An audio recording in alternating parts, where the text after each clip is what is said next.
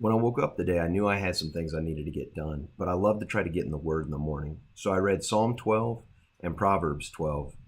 And the last verse of Psalm 12 really kind of grabbed me.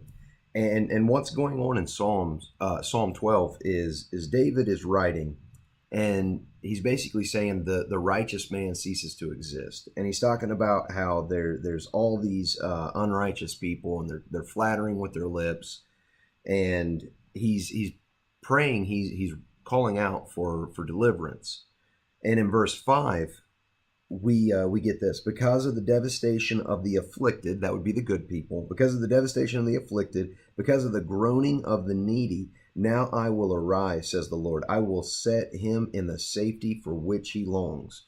The second part of verse 7, you will preserve him from this generation forever. So that's David talking about the Lord, saying you'll preserve him from this generation forever. It's verse 8 that caught my attention and really kind of got me thinking.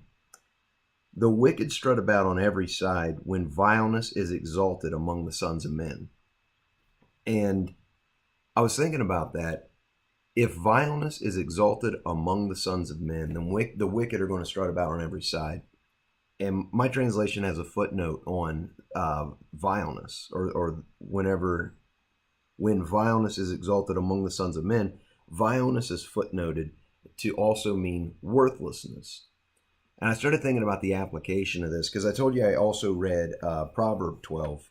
And in Proverbs 12, it's one of those sections that contrasts between the righteous and the unrighteous. And so you start seeing the things that the righteous do, like being calm and cool, concealing whenever they're dishonored or whenever they're mistreated, instead of blowing up and erupting and getting angry and everybody seeing it, which that's what the unrighteous does, while the righteous is more collected, more calm.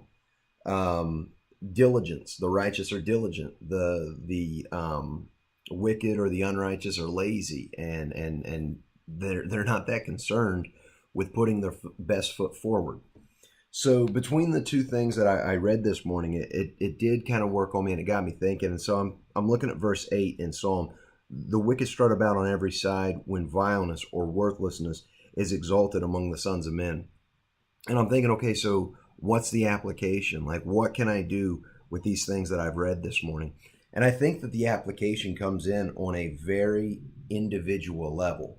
So I can look at my family and I can see, okay, what are we going to exalt in our household? So me and Tiffany, what are we going to exalt? Are we going to exalt Christ? Are we going to exalt righteousness? Or are we going to exalt perversiveness, worthlessness, vileness, ugliness, insulting? And I started thinking about it. If exalting the wrong thing attracts the wicked, then exalting the right thing has got to attract the good. And it's just this idea of working within my sphere of influence, working within what I can change. Because I look at this and I want to think, okay, well, let's apply this to our country or our state. And I think that our capacity is to apply this to ourselves and to live this in our own lives. And if I live this and you live this, then that's two pockets of exalting what's right. And when we exalt what's right, it's going to have a gravitating force that brings people that want goodness and wholesomeness in their lives. It's going to gravitate them towards us. And if you're doing it and I'm doing it and we're gravitating the right kinds of people, then when we're together, there's going to be a synergism and an energy in that.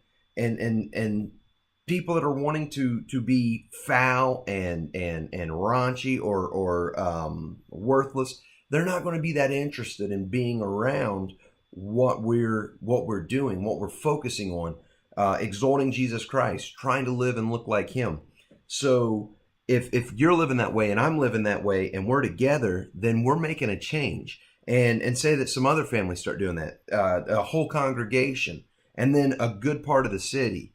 And that's how I feel that this has an effect on the bigger picture, like our county or our state or our country, is because whenever we're exalting what is good and wholesome, and we're putting down what's evil and what's wicked, we're going to have a much larger effect than just ourselves.